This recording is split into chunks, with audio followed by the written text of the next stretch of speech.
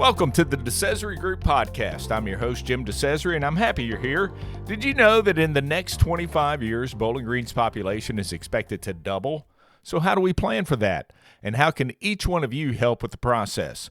Our guest today is Warren County Deputy Judge Executive Bryan Downing, who is going to break down the BG 2050 project.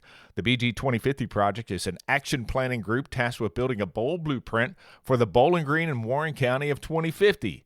But your input is being sought as well. An online conversation is currently underway for the public to help shape the future. Bryan tells us more about how we can all get involved with the BG 2050 project. So here's my conversation with Bryan Downing. Bryan, thanks for being on the DeCesare Group Podcast. Hey, well, thank you so much for having me. I'm really excited about being here today. Well, we want to talk about BG 2050 and how it came about. And I know this is sort of an effort in conjunction with the county of Warren. And so talk a little bit about the BG 2050 project. Absolutely. We're right in the middle of this public input section of the BG 2050 project. But to kind of go back to the beginning, I used to be a teacher and coach, and so I kind of explained to people the famous Jim Valvano speech from the ESPYs. And in that speech, he says, you need to focus on three things every day: where you've been, where you are, and where you want to go. And so when Judge Gorman was running for office, some data came out that we're at 144,000 people going to 200, probably more than that, 230,000 by 2050. And so being a big picture, visionary type person, Judge thought, hey, we've got a plan for this growth. I've lived here my whole life, and on the south side of the county, which has exploded in growth. But growing up, I had to drive to the IGA on Three Springs Road, where it is now, to get pizza delivered. And so it's totally different. Oh, you had to meet the pizza man. I had to meet the pizza man. They wouldn't come to our house. And as a kid, I rode my bike there one time. We're about 3 miles from there. I got in a little trouble for that. You didn't tell Miss Downing, did you? Absolutely not. I'll probably get grounded after that now. So where we are now is this unbelievable growth in the next 25 years. And so the BG 2050 project is about getting people from across the community together to plan what we want that growth to look like. We live in a really special place. And anywhere you go in the state, they talk about how special Bowling Green, Warren County is. And I was talking to somebody just this week that we have a special place, and BG 2050 should be about how do we keep the specialness and just add more people. And so in the summer of 23, we had some folks come together and talk about what did make Bowling Green, Warren County special. And that was kind of the beginning of the BG 2050 project. Folks talked about how we're innovative and welcoming and thriving, and those are the things we want to keep. And so over the last 18 months or so, we've developed these 8 pillar groups. And those pillar groups are economic development, talent development, housing, infrastructure, quality of life, public health, tourism, and storytelling. And we've got about 100 folks across those 8 pillars that have been meeting regularly, talking about, okay, I'm in tourism individually, and so we talk about, okay, what do we want tourism to look like in 25 years with 75,000 extra people. I like the way Doug says it when he says we're basically going to grow by another city of Bowling Green. Absolutely. The population of the city of Bowling Green, we're gonna grow that much in Warren County. Right. I think the last data I looked at in the 2000, we were at about 92,000 people. So in the last 25 years, we've grown by about 50,000, and here we're going to go 75,000 more in the next 25, which is just mind-blowing. So we want BG 2050 is about directing how we want to grow and not reacting to it. Yeah, I think, and I may be off on my numbers a little bit, when Amy and I moved here in 1992, maybe 60,000 people in the whole altogether. Yes. So. Yes. Here we are today at 120, something like that. About 144, I think. 144, and so it's going to put us over the 200,000 mark. I kind of equate Bowling Green and Warren County to Montgomery County, Tennessee. 20 years ago, they were going through what we're going through now. Right. And, they're over 200,000 in population as well, and they've been booming and had a lot of success down there. Absolutely. And, you can look at communities that have allowed the growth to happen to them, and it's not what you want it to be. And then you Right. can look at a community. I'll use Huntsville, for example, Yeah. who's experienced unbelievable growth in the last 20 years or so. And I think that is a place we could look at for a type of community we'd like to have. And they kind of prepared for it as well. Absolutely, yes. You know, being Rocket City. Mm-hmm. And fun fact about Huntsville, more PhDs per capita than any city in the country. Wow, that's unbelievable. Yeah. But then, you know, on the other end, you don't want to have the type of growth. You don't want to be – you want to have the growth, but you don't want to be stuck kind of like Murfreesboro was at one point. They weren't ready for it, and they exploded like overnight. Absolutely. And then you go down there and strip center, Yeah. apartment complex, strip center, apartment complex. And, Yeah. and you know, we don't want to react to the growth or let it happen to us and wake up in 25 years and go, what are we living in here? Go to Houston if you want to see that, you know, kind of Wild West mentality. And I say that I love Houston, but you could have a salvage yard and on one lot, and right next door a $10 million mansion. That's right. Our planning and zoning folks sometimes get some grief from people, but they absolutely do a fantastic job trying to direct and keep the growth the way it should be, so we avoid things like that. So there's a website, whatcouldbgb.com, and that's where people can get involved. Absolutely. So that's our public input campaign right now, and it's been going on for a couple of weeks. Mm-hmm. We kicked off the middle of February, and that website is very simple. When you log on to whatwouldbgb.com, scroll down just a little bit, there's a white box, and you'll be prompted with a comment from someone in the community who's added it. You know, it could be we needed an indoor ice rink in 2050. I've seen that one. Yeah. And below that, you're going to have three options: agree, disagree, or pass, or unsure. Yeah. And then just slightly below that is a spot for you to add your own ideas. So I could add whitewater rafting. Absolutely. Okay. And yes, agree for me. And, one I put in is I'd love to see us to be the beginning of the Bourbon Trail in the state of Kentucky There you go. from the South. I just think that would be an amazing thing for us.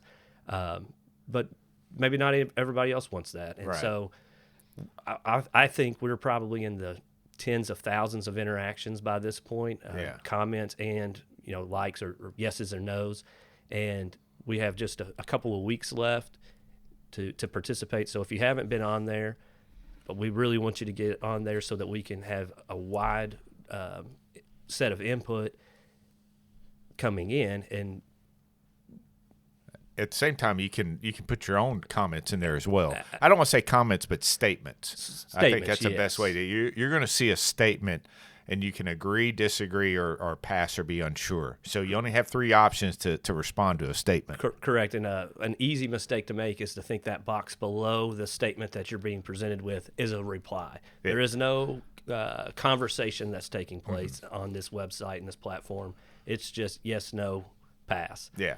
And so at the end of this, we should be getting a large data set that can probably provide these pillars with some information to guide their conversations. Yeah, and so I think this is the beginning of a long range plan that's going to need to come together, because most people don't realize that communities are required to have a comprehensive plan. I think every 5 years or something like that, and a lot of times you do one, and then you kind of update it every 5 years. But every so often, you have to just start fresh. Right.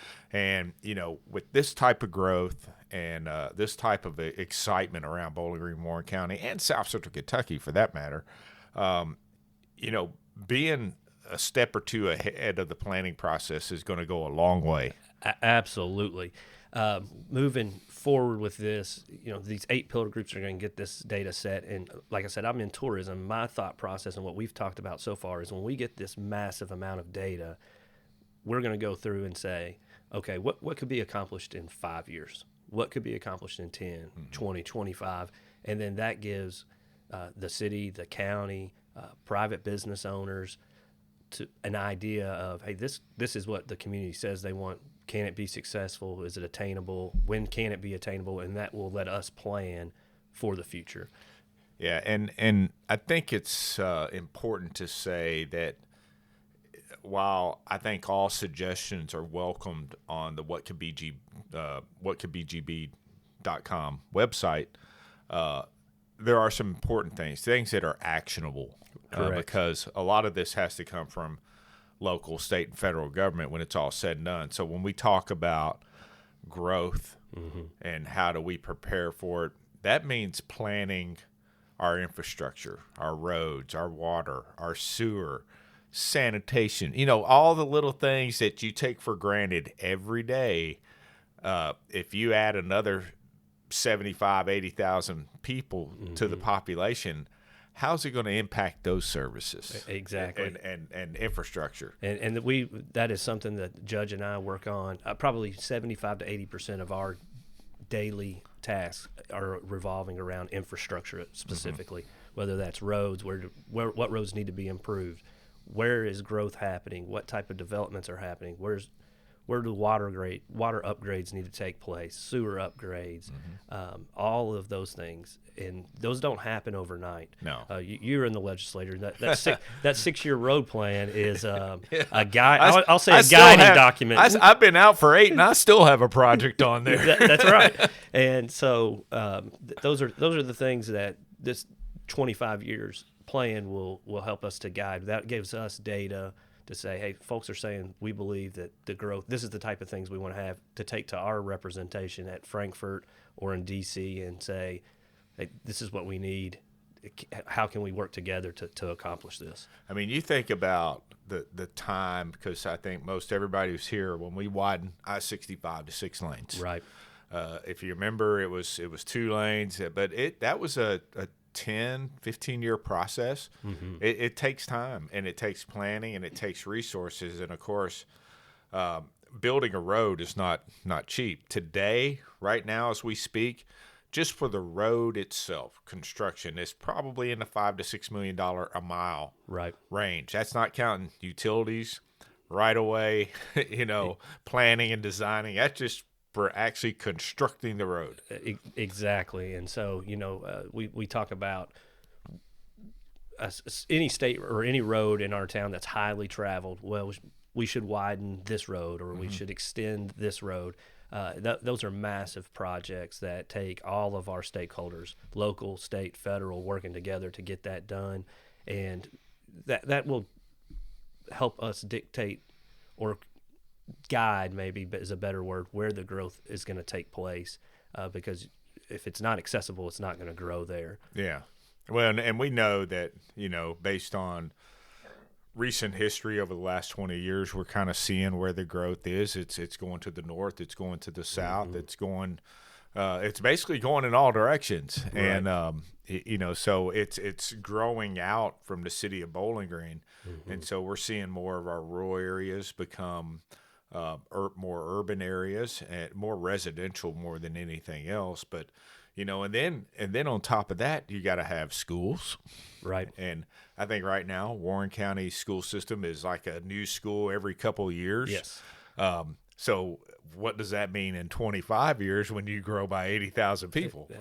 That's exactly right. And that's part of the talent development pillar right there. How do we those people, there's some education folks in that, and then also on the infrastructure pillar, so we can talk about, okay, where the growth is going to look like it's happening here with housing. They're all interconnected and interdependent.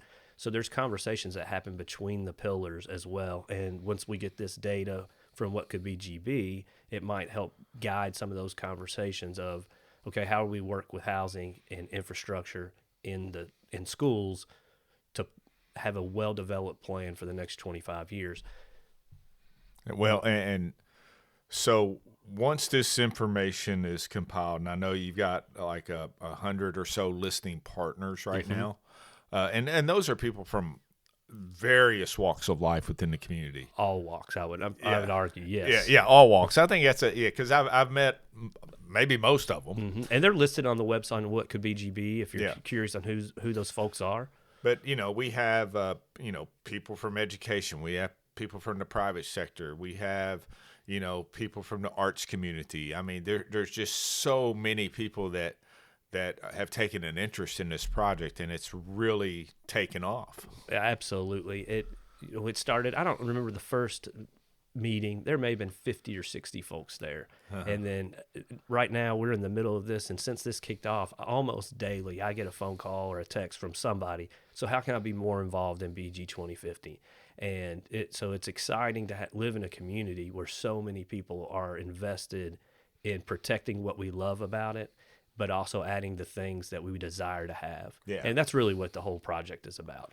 Yeah. So, whether it's indoor hockey rink or more pickleball courts or, riverfront development for, outdoor adventure activities. Right. But also, we need more roundabouts. Yes, exactly. Or not roundabout, whatever, whatever your option is.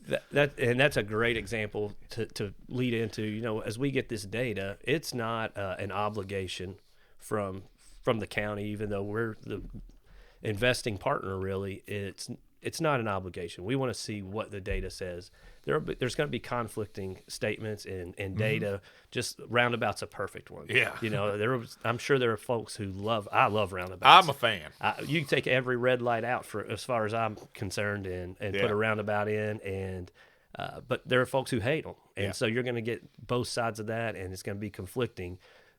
So it's a guide. It is not a contractual obligation. No, this is just to get a gauge on what people every day. This is where everybody can have a voice in this process, and that is exactly what we want. There's been community outreach events. The team's been at WKU games. They've gone to the more refugee populations. They've hosted events. I think in the middle of February there was one at Crossland Community Church for the community on that side of town. It is going everywhere. Business partners have done a great job.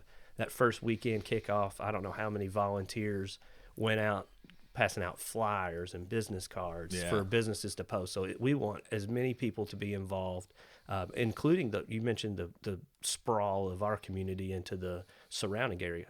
If you live in Allen County or Barron County, you come to Bowling Green. Yeah. A lot of people work in Bowling Green but live there. Tens of thousands of cars. Simpson and Logan County. I mean, there's a lot of cross population. Absolutely, and that's a great thing. So it's not limited to just living in Bowling Green. If being what Bowling Green is impacts you, we want your voice in this. And there's no limit on age either. I mean, if you have an iPhone and you can scan a QR code, you can get on the site, and if you're 10 years old, this is going to impact young people too. Probably more than anybody. Probably some of us on the in 2050, I'll be 84. So, well, we hope you're not using the roads too much then, Jim. Well, hang on. I plan to be a spry 84. That's very possible. Yeah, that's great. No, but. Absolutely. If you can scan Wait, how old's your grandfather? 87. I've seen him in his Tesla. No, I'm going to leave that one alone. Yeah. There's a reason he's got a Tesla. How about that? Yeah. But you're right. If you can scan that QR code, you can go there. And I do advise, if you scan that, you use the same device so you don't see the same prompts or statements over and over again. If you use the same device, it should pick up. I've had a few times where I'll see a repeat, and I don't know if it's a repeat of the comment or if there's a little bit of software issue, but that's my advice, is to use that same, and it's anonymous. There's no way for us to know who said what or anything like that. Well, and I'm glad you brought that up, because there will be some statements that may look alike. Right. But, a lot of people have the same ideas. Sure. And have the same suggestions. So they may be worded different, but it might be the same suggestion. And once the data is pulled out, that'll be filtered out to, hey, we need we're using ice rink a lot. But, right. People may say we just need an indoor hockey rink, or we just need an ice rink, or if we, we need an outdoor ice rink. That they'll all be combined together. Correct. And whatever pillar group that is connected to, or pillar groups, it could be multiple. They'll get that set of data and be able to use that to kind of guide their conversation leading forward. Yeah. So what's the after all this, after March 17th, when the site shuts down? So March 17th is the last day that you can participate. in the poll. I'm gonna call it a poll, for lack of a Sure. better term. And once it shuts down, then the data is compiled together, and then the pillar groups get together again, and they sort of filter this out, and what happens then? Right. So they'll get that data, and every pillar group's going to probably approach it a little bit differently. Like we've talked about it in the tourism group. Mm-hmm. Okay, let's filter these down and distill it down. What can be accomplished in maybe 5 years? You know, an indoor ice rink would be a great tourism attraction. People come, travel teams, and all that stuff. Right. Stay in our hotels, eat at our restaurants. Get a Preds exhibition game, something like that. Exactly. Yeah, exactly. I like the way you think there. But that may be a 20-year project, because that's not going to be a cheap thing. Land acquisition, is it who's funding it? How does that funding come? Where does that come from? So that is a long range thing. That's not something that's going to happen in 10 years. But you might have one comment I saw was we'd like to have an online kind of portal of all the things that are happening in our community, and our CVB does a great job. We probably need to direct people there a little bit more, because there is a great calendar. We had Sherry Murphy on a couple episodes ago. Yeah, and they do a great job keeping that updated, but maybe we can direct people to that a little bit more and make it a better awareness of it. But that's something that can be accomplished in a pretty short amount of time. Yeah. And so that's how our group's going to approach that data. And I think most will do that. And one thing I want to really mention is this is not something that we want to do finish up in the next 2 weeks.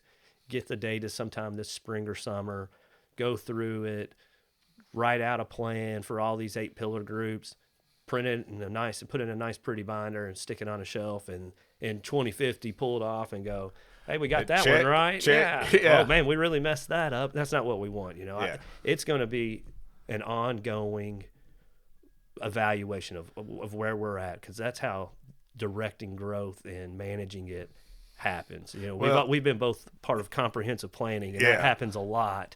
You plan, all right, we'll revisit Plans that. change. Absolutely. It's going to be dynamic. But I think it's safe to say that you're going to use this information, so when the next comprehensive plan is developed for Bowling Green and Warren County, this data is going to be it's going to help develop that plan, because in a comprehensive plan, you try to figure out things that have to do with workforce, future land use, infrastructure, roads, sewer, water, all those things, fiber. That's a big one. Yes, it's a big one, and having all those resources and knowing where they're going to be and where they're going to be placed. Absolutely. And so as we move forward with that helps us, if we go to our legislators in Frankfurt, hey, this is what this is showing. When we write grants, the data that grants ask for is unbelievable. And this is a one-of-a-kind campaign and project that, as far as I know, hasn't really been done anywhere else. Yeah, so that's normal for this area to be trendsetters. That is absolutely right. Oh, well, a lot of exciting things going on here, and like we've mentioned a couple times, you have until March 17th to get this done. Of course, this is airing, for a couple weeks here, but you have until March 17th to get this done. You can go to whatcouldbgb.com. Yes. And fill out or go through the prompts. Right. Agree, disagree, pass, unsure. Those are the 3 options. And you can also add your suggestions as well. Right. The one thing you can't do is say, indoor ice rink, that's the dumbest idea we've ever. That's not going to happen. I mean, you're just not going to see those things. So those are the 3 options. It's going to be a great way to have a civil discussion with, I'm hoping, tens of thousands of the members of our community. I think we're well on our way. Oh, yeah. I mean, I've been seeing some of the numbers, and the participation has been unbelievable. It has the social media campaign, the grassroots, I'll say, with the business partners that have just put it up there, shared it on social media, has been just an overwhelmingly positive. I want to talk about that for a second, because there have been a lot of business partners. I mean, you're seeing collaborative efforts just in this. Putting all this together, like with the different production companies here in town, video production companies. Right. I think all of them work together. They did. You have the White Squirrel held the kickoff event. You've got community business leaders that are helping promote it in various parts of the county, because it's not just a Bowling Green thing, it's a Warren County thing. That's right. And we have folks on the pillar groups from, Cheney's, and people from Richardsville. It's really across the whole. My understanding, we even have a gentleman who was like the number 3 at Chevron at one point. Yes, sir. Yes, sir. So it has been people, and that's what has always made our community special, is when there's something that's going to benefit the community. People come to the table. Maybe they aren't completely aligned. I'll use the school systems. You have city and county schools, and on Friday nights during football season, hey, it's a rivalry. But when there's something to get done, they come together, they work together, and that's across all facets of our community, and that's what makes us special. And this project's been no different. Yeah. So my comment is, I want to see Western Kentucky University be a Tier 1 flagship university in Kentucky.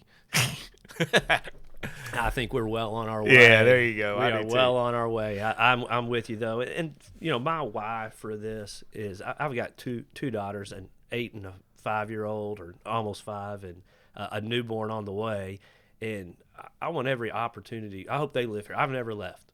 Yeah, I've lived here my whole life, and I hope they have the opportunities in Warren County and Bowling Green that they don't feel like they need to leave. Well, you think about it. I mean, my grandchildren, your children, they'll be 25, 30 years old when this happens, and they'll be leading this community. I mean, Justin will be 50. He'll be mayor or something. We always need good people in that role. That's for sure. Yeah, Judge Executive Bryan Downing. I'll have that red, white, and blue card by 2050. So I may be out of the picture by then. There are a lot of future AARP members that are listening, including my. I'm already past that, but it's about planning for the future and making sure that we have the quality of life we have today in 2050. Absolutely, and quality of life is really a huge umbrella that every one of those other pillar groups funnel to. Yeah. It's not a high quality of life if you can't get around, or you can't live in a development in a certain part of town because there's no water or sewer or fiber, or and it's not just, but it's about doing the things with people you love outside of your work job. Yeah, that's awesome. All right, so you got a few more days. You got till March 17th to go to whatcouldbgb.com. We'll put the web address on the show notes as well. I leave anything out? I don't think so. Just keep participating, keep adding those comments. I'm excited to see, and I've loved seeing some comments. And there's been some things I never would have thought about that, but I loved it. Yeah. So that's awesome. It's exciting. That's what it's all about. So check it out. Whatcanbgb.com, and you got to spell it all out. That's right. But it'll be in the show notes. But this has been a great conversation. This is a great initiative.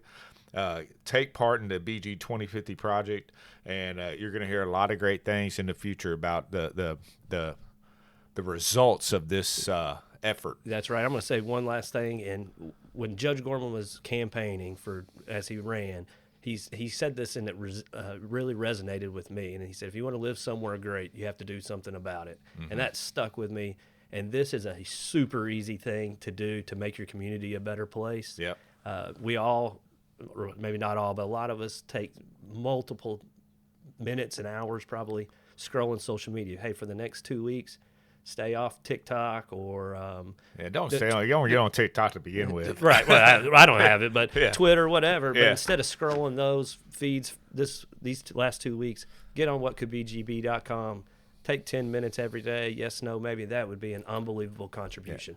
Yeah. And if you are on social media, make sure you check out the What Can BGB or the BG 2050 Project, Facebook, Instagram, Twitter. It's on all the social media platforms, and you can check out some stuff there as well. Absolutely. There's some great videos and they've done a fantastic job. So, anyhow, well, Bryan, thanks for being on the DeCesare Group Podcast. Thank you so much for having me. I appreciate it. Really enjoyed it.